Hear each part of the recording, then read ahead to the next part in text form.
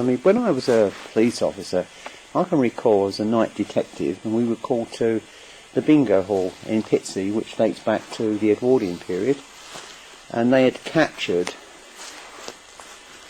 what appeared to be a burglar inside the premises, and we as the police had surrounded the building entirely, and we sat there waiting for the key holder, and we could hear inside the corridors, inside the building, which were locked, we could hear doors opening and slamming, and one person running through the corridor.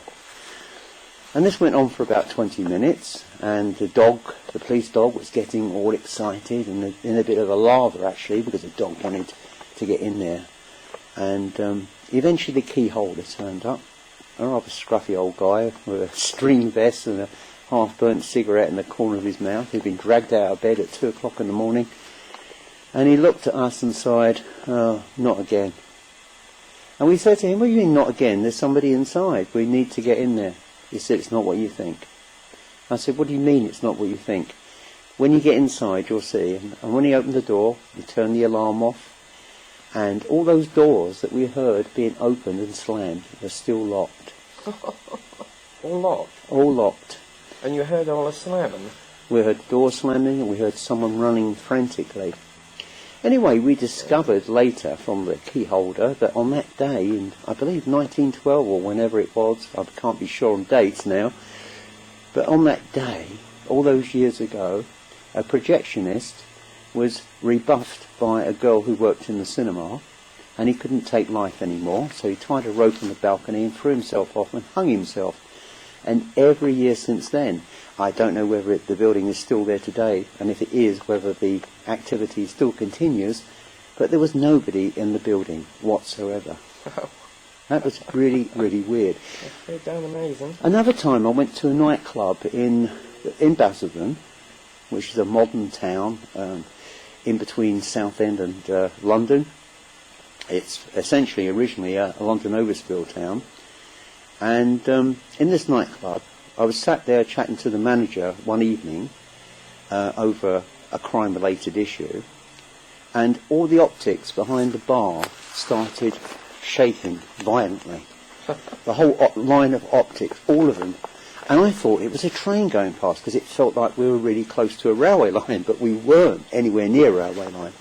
So anyway, I sat there and thinking, what the hell's going on? And then she said, "Excuse me," the manager said, "Excuse me, I must make an announcement." So she gave a coded signal and mentioned the word optics. And come the doorman come to the main dance floor by the main bar, and the staff came to that point. And as soon as they arrived, a fight had broken out. Now, it wasn't because they had turned up. The fight had already started between two men. And I spoke to the manager and I said, "This is incredible." I said, "What kind of early detection system do you have installed here to make the optics shake if there's going to be trouble?" I said, "It doesn't make any kind of logical explanation, does it?" So she said, "Well, we had a barmaid who worked here for a number of years. She was a really kind, very loving and friendly girl, but she was good at spotting trouble before it was about to start. Unfortunately, one evening she drove home from work and was involved in a serious road accident and died. But she still comes back to the bar." They first noticed this phenomena a few years before, when the optics started to shake, which was a couple of months after she died, and they didn't pay any attention to it. And then, as soon as the optics stopped rattling, there was a fight. Good God. So they followed this up again. The next time this happened, the optics started shaking violently. There was another fight.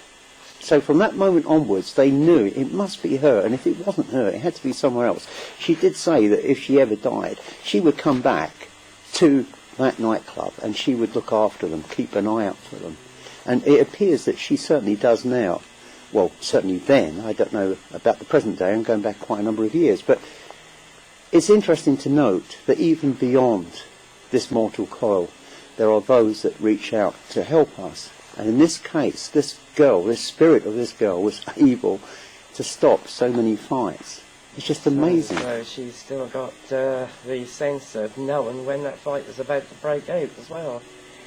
I know, it was just incredible. And when I think about it, you know, all those years when I used to go out on foot patrol on my own as a young constable, walking down very dark alleyways at 2 or 3 in the morning, I felt completely protected by the uniform that I was wearing. How weird is that?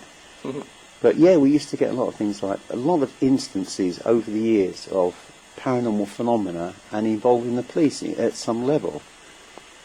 Of course, if you share the story without evidence to back it up, some people will just scoff at it, others will just say, quite a remarkable story, it's interesting, perhaps there may have been another explanation, but there wasn't.